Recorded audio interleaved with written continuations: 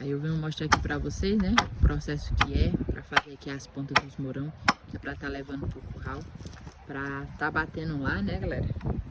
E sempre a gente tem que fazer quando eles for levar morão, porque ele não pode levar o morão do jeito que tá ali, só com o troncozinho, né, negão?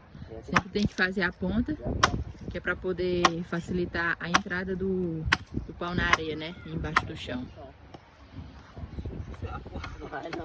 Não pode abater, né, negão? É meio que nada. Ainda com ponta ainda, o bicho ainda com a Falta não entrar, é. Aí, sem ponta, aí é que não ia entrar mesmo. Pois é, galera. Aí os meninos fazem a ponta que é pra facilitar o trabalho deles.